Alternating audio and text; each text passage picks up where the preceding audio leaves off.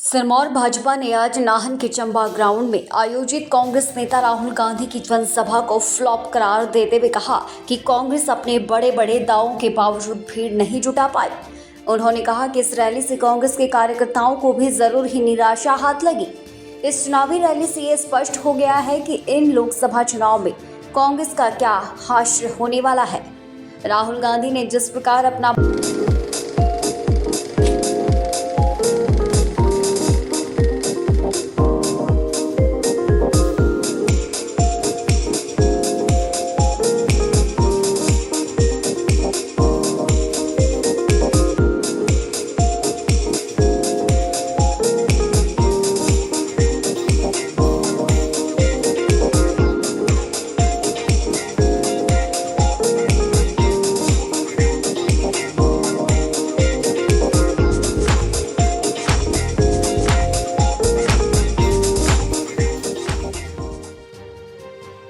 भाषण दिया वह किसी स्कूल के बच्चे जैसा प्रतीत हुआ, क्योंकि कांग्रेस ने हमेशा ही संविधान की धज्जियां उड़ाई है।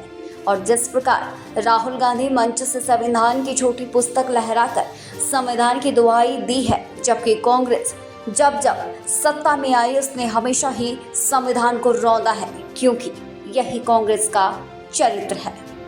पूर्व मंत्री सुखराम चौधरी ने कहा कि राहुल गांधी अपनी आदत के अनुरूप नाहन और शिमला संसदीय क्षेत्र को निराश कर गए। नाहन में राहुल गांधी को देखने और सुनने के लिए शिमला से लेकर सोलन और सिरमौर तक लोगों ने कोई विशेष रुचि नहीं दिखाई।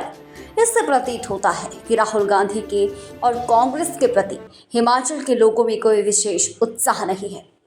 चौधरी ने कहा कि आज जिस प्रकार कांग्रेस की चुनावी जनसभा एक मजाक बनकर रह गई, वह अपने आप में इतिहास है। उन्होंने कहा कि रैली में जिस प्रकार मुख्यमंत्री की उपस्थिति में राहुल गांधी को पीछे से हिमाचली टोपी पहनाई गई, वह भी अपने आप में एक अजूबा है।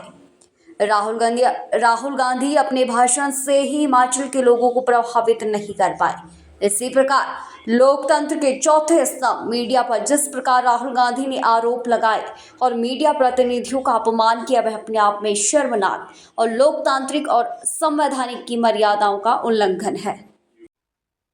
आज नाहन में चंबा ग्राउंड में राहुल गांधी जी की रैली थी। इससे ठीक 2 दिन पहले चौगान मैदान में आदरणीय प्रधानमंत्री नरेंद्र मोदी जी की रैली थी। चौगान मैदान चंबा ग्राउंड से दुगना है। उसमें पैर रखने के लिए जगह नहीं थी। जितने लोग अंदर थे उससे 3 गुना लोग बाहर थे। 40,000 लोगों का हजूम उस जनसभा में उमड़ा आदरणीय नरेंद्र मोदी जी की रैली में। जो चंबा ग्राउंड है, पहली आधा है, उससे भी आधा करके उन्होंने टेंट लगाया। लगभग 5,000 लोगों की रैली करके आज राहुल गांधी जी नाहन में गए हैं। ये रैली बहुत फ्लॉप हुई, क्योंकि यहाँ कांग्रेस से लोग बहुत हताश और निराश हैं। राहुल गांधी जी ने भारत के संविधान के बारे में कहा कि भारत का संविधान खतरे में है। मैं उनसे पूछना चाहता हूँ, जवाहरलाल नेहरू जी ने, श्रीमती इंदिरा गांधी जी ने, आदरणीय राजीव गांधी जी ने 90 बार भारत के संविधान में संशोधन किया है, भारत के संविधान को बदला है। जो डॉक्टर अम्बेडकर ने संविधान बनाया, 90 बार संशोधन इन 3 प्रधानमंत्रियों के कार्यकाल में हुआ है, जो राहुल गांधी जी के परिवार के लोग हैं। तो क्या उस समय भारत का संविधान खतरे में नहीं था? इसलिए कांग्रेस के पास कहने के लिए कुछ नहीं है। इधर उधर की बातें करके लोगों को लालच देके ये लोगों का ध्यान डाइवर्ट करना चाहते हैं। जिस तरह की गारंटियां हिमाचल प्रदेश में सरकार बनाकर कांग्रेस ने की है, चाहे वो 1,500 रुपये महिलाओं को प्रति महीना देने की बात हो, 100 रुपये लीटर दूध लेने की बात हो, 80 रुपये लीटर गाय का दूध देने की बात हो, 2 रुपये किलो गोबर लेने की बात हो, 300 यूनिट बिजली फ्री देने की बात हो, 1 लाख युवाओं को हर वर्ष सरकारी सेक्टर में रोजगार देने की बात हो और 680 करोड़ रुपया बेरोजगारों को बिना इंटरेस्ट के लोन देने की बात हो, सारी गारंटियां इनकी झूठी साबित हुई हैं। इसी तरह से झूठी गारंटियों का पुलिंदा कांग्रेस की केंद्र कांग्रेस जो है केंद्र के लिए कराई है। भारतवर्ष के लोगों को केवल एक व्यक्ति की गारंटी पर विश्वास है, वो है नरेंद्र मोदी जी की गारंटी।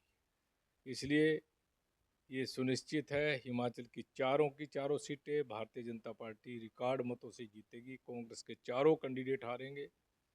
इससे अलग कांग्रेस के 6 उपचुनाव के कैंडिडेट भी हारेंगे, क्योंकि मुख्यमंत्री से सारे लोग परेशान हैं। और राहुल गांधी ने ये भी कहा आज जो कहा कि 22 परिवारों को जो है अरबपति खरबपति बनाया मोदी जी ने, इस पर क्या कहेंगे? देखिए, राहुल गांधी कुछ भी बोल सकते हैं।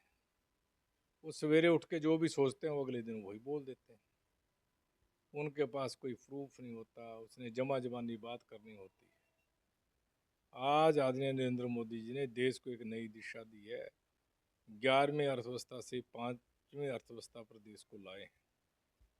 हम रक्षा क्षेत्र में कितने मजबूत हुए, विदेश नीति हमारी कितनी मजबूत हुई, ये भारतवर्ष का प्रत्येक नागरिक जानता है। हमारे भारतवर्ष के लोग जानते हैं किसके हाथों में देश सुरक्षित है। आज देश सुरक्षित केवल नरेंद्र मोदी जी के हाथ में है।